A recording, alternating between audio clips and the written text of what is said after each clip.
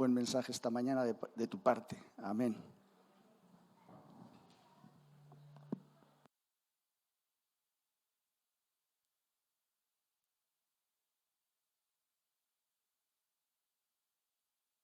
A ver, ya. Este bultito que empezó siendo un bulto que nos alarmó a Connie más que a mí, e incluso a la médico de cabecera que me pidió una ecografía, y se ve que le dieron importancia porque yo creo en 2 semanas o así ya me la estaban haciendo, pero ahora es casi como un guisante o más pequeño, y mañana me toca con el cirujano y ya veremos lo que dice. Igual hasta me lo quiere quitar para ver de qué se trataba, pero desde luego no parece, según la ecografía, no parece ser nada serio. Y lo atribuyo a las oraciones que tantos de vosotros me habéis comentado que estáis haciendo. También una oración de mi hija Rebeca, que estábamos reunidos aquí en el Chino para comer con la familia. Y dice, a ver el bulto, y estábamos ahí, claro, estaba el mogollón, no éramos toda la familia de ella, Mateo, Valeria, con ellos, todo el mundo hablando a la vez, y Rebeca me pone la mano ahí, en el nombre de Jesús, fuera el bulto, ya que sé cuánto. Y claro, tanto alboroto yo ni le di importancia. Y a la noche digo, ay, es verdad que coño, que Rebeca oró por mí, a ver. Digo, ay, pero si está más pequeño. Esa misma noche ya. Y digo, bueno, igual son cosas mías. A la mañana siguiente digo, Connie, me parece que le expliqué, ¿no? Que estuvo orando por mí. Rebeca, Connie ni se había enterado que Rebeca había orado. Y dice, pues sí, está más pequeño. Y desde entonces no hace más que disminuir. En fin, para la gloria de Dios. Hoy toca el profeta Ezequiel. Algunos, igual soy un iluso, algunos tal vez os acordéis que yo ya hablé del profeta Ezequiel hace 2 años. Había hablado Gus un domingo sobre Jeremías, y yo digo, le voy a dar continuidad a esto hablando de Ezequiel. Entonces, no voy a repetir, podría repetir y seguro que la mayoría ni siquiera os daríais cuenta. Pero en lugar de repetir, os voy a referir a que si os interesa saber lo que dije a manera de introducción general acerca del profeta Ezequiel, su persona, su influencia, los conceptos principales que trae el libro de Ezequiel, podéis ir a la página web de la comunidad, mejor dicho, a YouTube. En YouTube pincháis, escribís Yecua, y ya os saldrá la página esta. Ahí, en el buscador, escribís Dionisio Ezequiel y ya os tiene que salir esta página. Y la primera predicación que aparecerá ahí será la de 2019, cuando hablé una introducción general sobre el profeta Ezequiel. Lo que voy a hacer esta mañana, antes de entrar en la materia que os quiero compartir, es un repaso rapidísimo de lo que dije en aquella ocasión. Comenté que había habido 2 profetas fundamentales para dar continuidad a la religión de Israel después de la debacle nacional, el desastre, el fin de la historia de Israel y de Judá como naciones independientes, cuando cayó Jerusalén y fue arrasado el templo. Estos 2 profetas eran Jeremías y Ezequiel. Supieron dar sentido para entender por qué había sucedido aquel desastre nacional, pero también infundir esperanza acerca de que, aunque todo había acabado, tal vez no todo había acabado. Dar ese sentido de esperanza de que si volvemos a Dios todavía es posible que Dios vuelva a intervenir para bendecir a su pueblo. Y una de las maneras que Ezequiel comunica esta idea es la idea de que cuando los exiliados fueron llevados, arrastrados en cadenas desde Jerusalén hasta la Mesopotamia, hasta lo que es hoy Irak, en el delta del Éufrates y el Tigris, Ezequiel tuvo una visión de que el Señor se levantaba de su templo, se quedaba ahí posado un poco en la puerta oriental del templo y al final tomaba vuelo y se venía al oriente con ellos. Dios no se había quedado en un templo de piedra o en las ruinas de un templo de piedra, sino que Dios acompañaba a su pueblo al exilio. Una visión poderosa que fue muy inspiradora para el pueblo judío. Otra cosa que vimos en cuanto a Ezequiel, ya lo comentó Gus al principio de la reunión, esta idea de un espíritu nuevo pondré en vosotros, ¿no? Este espíritu fresco, espíritu renovador. En el Nuevo Testamento se hablaría del Espíritu Santo, ¿no? Y en Ezequiel tenemos los principios de ese concepto de una promesa, de un derramamiento de un Espíritu Santo y de un corazón nuevo. Luego tenemos la idea en Ezequiel de que nunca más los hijos pagarán por los pecados de los padres. Si acaso, quien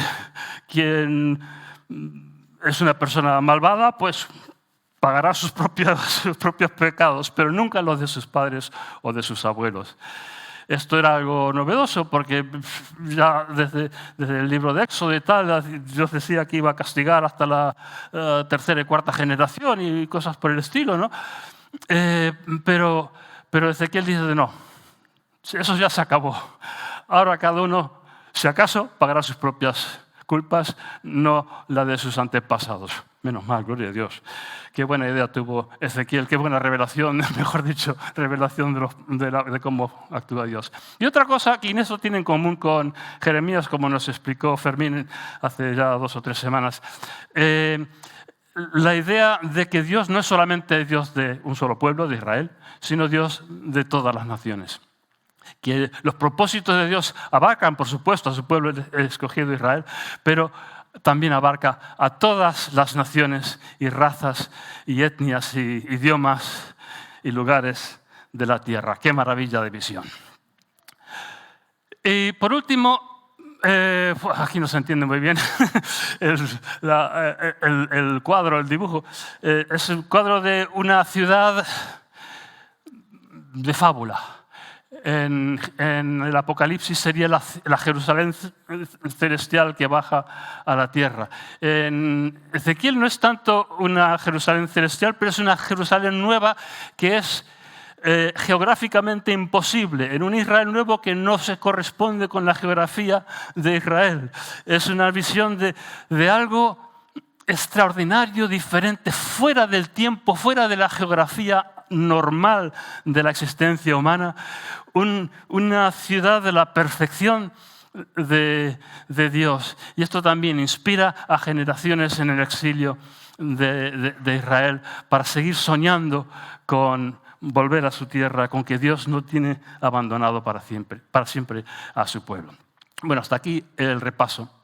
Lo que os quiero hablar es el concepto del río de Dios que tenemos en Ezequiel, capítulo 47. Estábamos en la primera reunión del retiro en Salamanca, que fue en septiembre, octubre. Hace solo 5 semanas entonces, o así. Y estábamos hablando acerca de esta visión, ¿no? del Espíritu Santo, de estar llenos del Espíritu Santo, de recuperar esa dinámica espiritual. Y me vino la idea, ya sé de qué tengo que predicar en cuanto a Ezequiel, el río de Dios, que figura en el capítulo 47. Entonces vamos a pasar a leer mi traducción de estos versículos.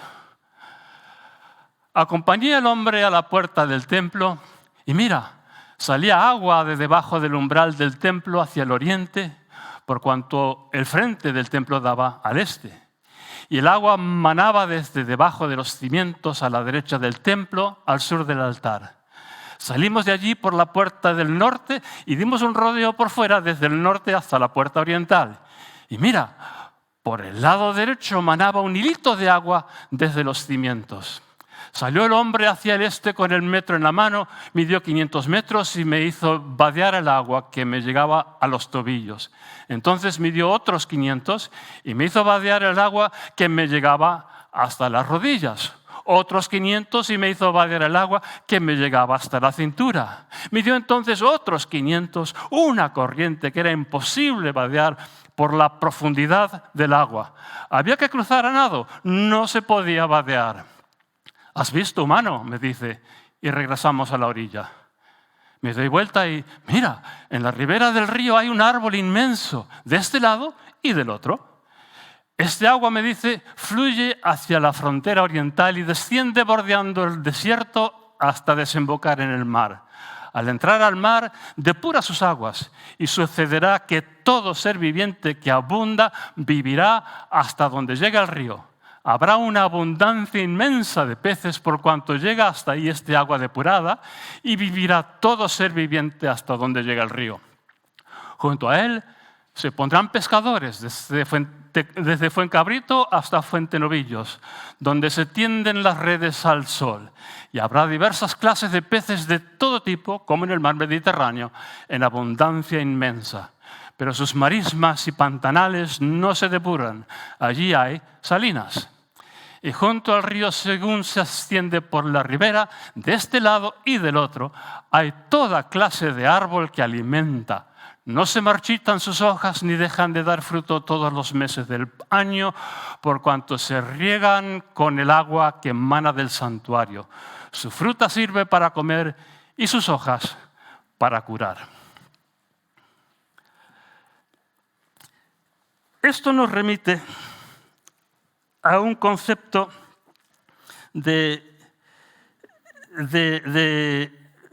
digamos, el estado perfecto de la civilización humana que surge de los albores de la civilización en Asia y en el norte de África.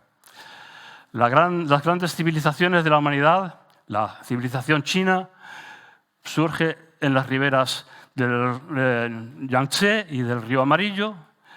La gran cultura india, las riberas del Ganges y del Indo. En la Mesopotamia, el Éufrates y el Tigris. En Egipto, el Nilo. Y en todas estas civilizaciones lo que se hace es lo que aquí tenemos una representación de lo que habría sido los métodos de agricultura y de trabajar con el agua de riego, con acequias que vienen de agua que van sacando de río y van canalizando, y con eso se regaba la tierra para darle su fertilidad. No dependían de la lluvia, sino que dependían de su trabajo de riego. Eran tierras de regadío. Y esto era un poco como se entendía los orígenes de la civilización, y por lo tanto se entendía que lo perfecto era vivir en un mundo donde hubiera ríos en torno a los cuales poder tener la civilización. Esto lo vemos ya en el libro de Génesis. Génesis 2, versículo 8. Plantó el Señor Dios un huerto en Edén, al oriente, y puso ahí al ser humano que había formado. El Señor Dios hizo brotar de la tierra todo árbol bueno para la vista y para comer, y en medio del huerto el árbol de los animales, y el árbol para conocer el bien y el mal.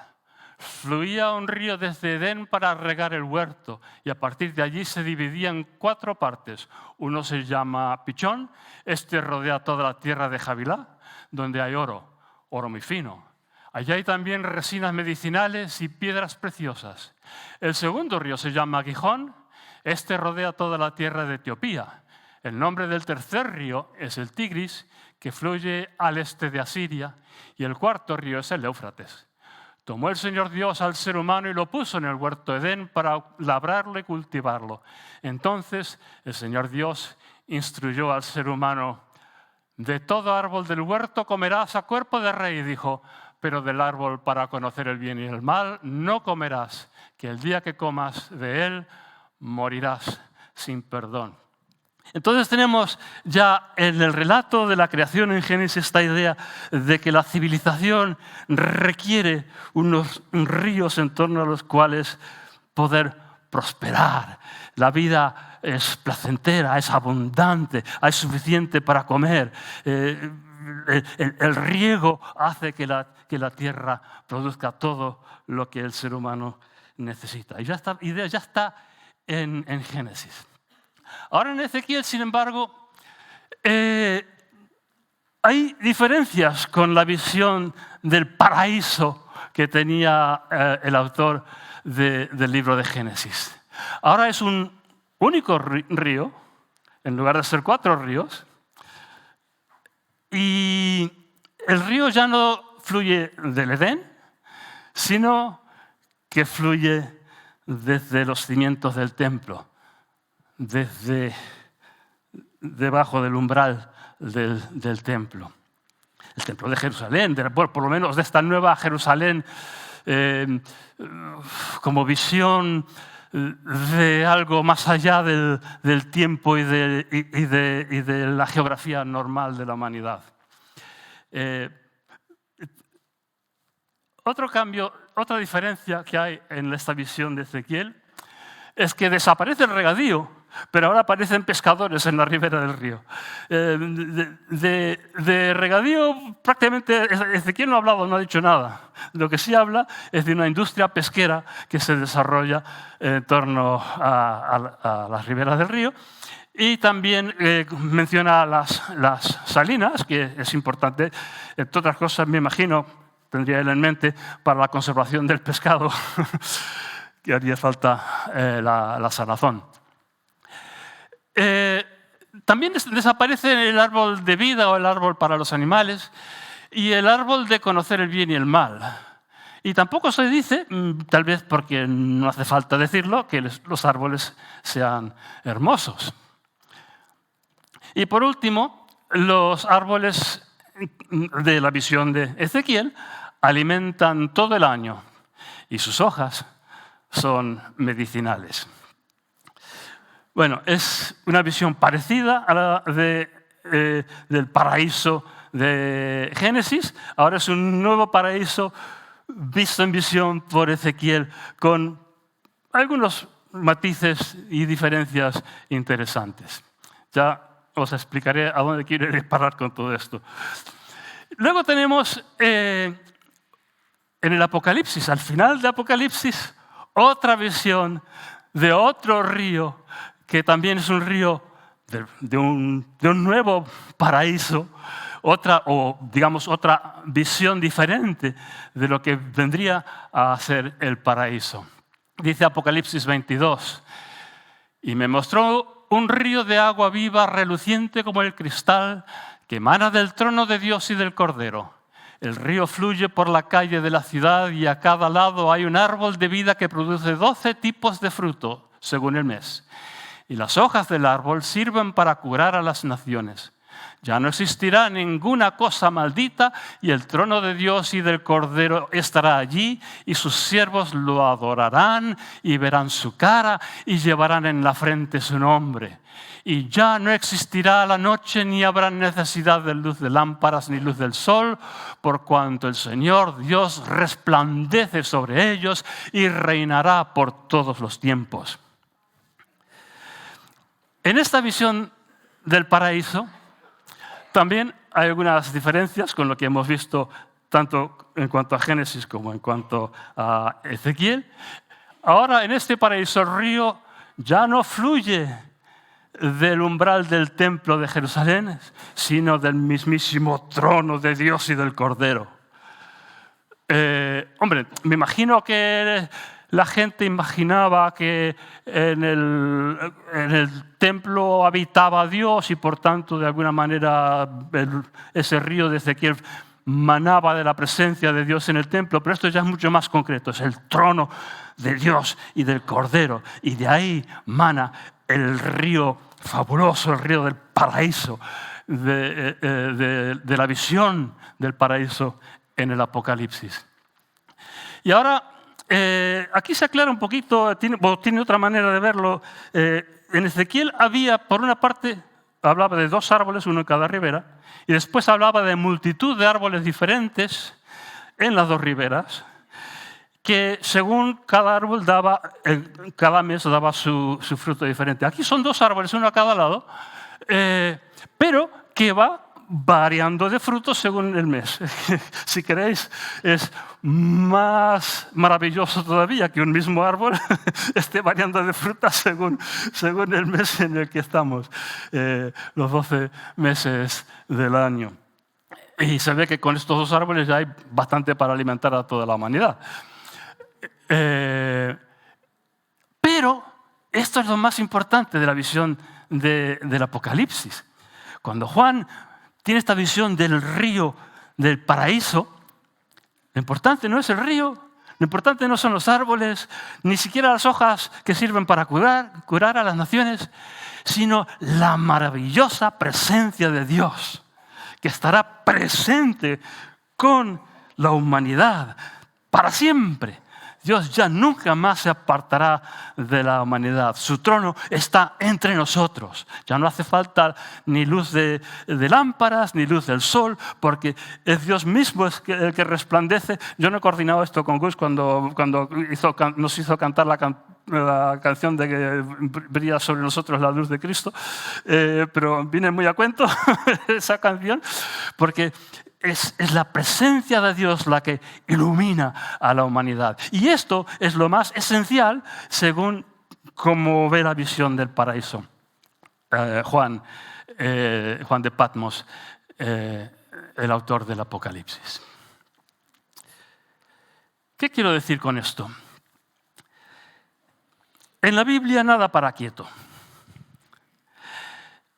En la Biblia tenemos aproximadamente 1000 años, tal vez algo más de 1000 años, de experiencia de un pueblo que va viviendo, relacionándose con su Dios que los ha elegido. Experiencias muchas de ellas muy positivas de salvación, experiencias otras bastante más negativas por su pecado y el castigo de Dios. Pero a lo largo de estos 1000 años, naturalmente, las cosas evolucionan, las cosas cambian. Nunca nada para quieto, ni en nuestra propia vida, por cortita que sea, en comparación con los miles de años de los que podemos hablar, pero tampoco en las civilizaciones y los conceptos. Todo evoluciona. Y en la Biblia, en esos 1000 años, es normal que de Génesis hasta Ezequiel, más o menos la mitad del libro, y hasta el Apocalipsis, al final del libro, es normal que la visión del paraíso haya evolucionado. Porque así es la vida, así es nuestra experiencia de Dios. Nunca es igual. Siempre vamos descubriendo cosas nuevas, vamos matizando lo que pensábamos haber entendido antes. Entonces la revelación de la Biblia, parte de la aventura de la lectura de la Biblia, es la aventura de ir descubriendo nuevos matices, nuevas verdades que tal vez en las primeras generaciones ellos no tenían tan claras. Y esto es maravilloso, estimulante. Entonces, entre otras cosas, porque nos autoriza a nosotros también a haber evolucionado en estos últimos 2000 años desde Cristo hasta el presente, ya no somos de la cultura grecorromana del siglo I después de Cristo. Ya no pensamos así, ni siquiera tenemos los mismos idiomas. Y Dios no para quieto ahí hace 2000 años, sino que nos ha acompañado hasta el presente. Y nos ha ido revelando cosas a lo largo de las generaciones. Y en nuestra propia generación, Dios pretende que seamos fieles a ese impulso renovador, revelador, que nos va mostrando sus verdades. Y esto me trae por fin a Ezequiel y el río de Dios. Lo más fácil, bueno, no sé si lo más fácil, una idea que podríamos tener al hablar de renovar nuestra relación, nuestra plenitud, de estar llenos del Espíritu Santo, Es un concepto tal vez un poco nostálgico de querer volver a aquella experiencia que tuvimos hace años cuando sentíamos arder el Espíritu Santo en nuestro interior.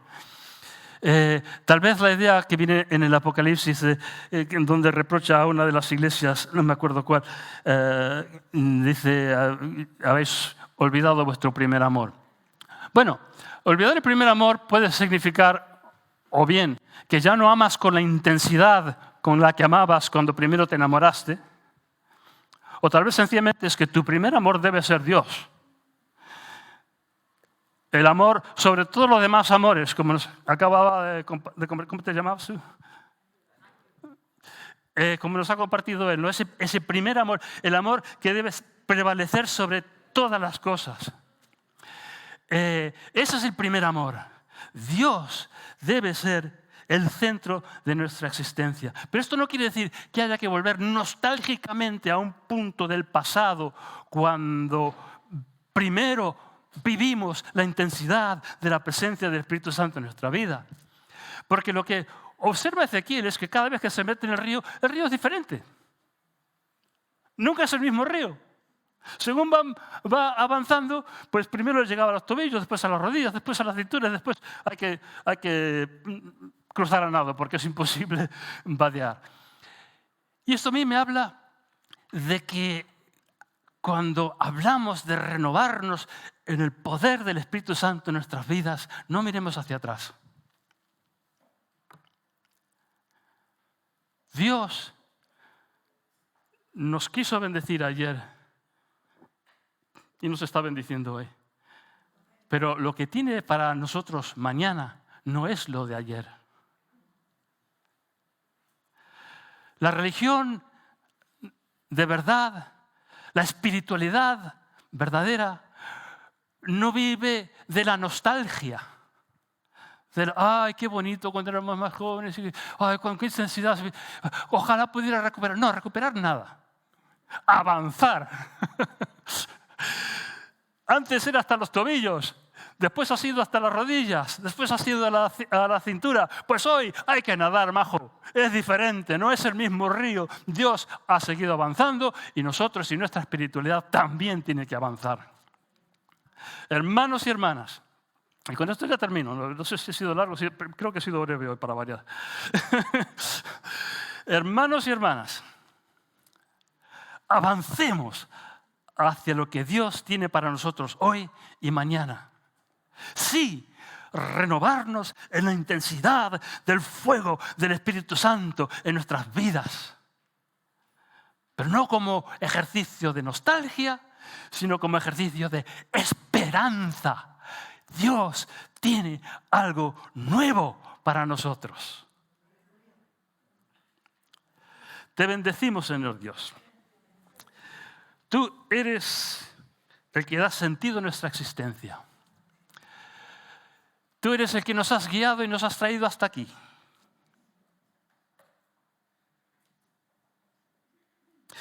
Te damos gracias, Señor, por todo lo que has hecho en el pasado, por cada uno de nosotros individualmente y por esta iglesia colectivamente. Gracias, Señor, por cada paso por el que nos has ido guiando, uno a uno y todos juntos. Gracias.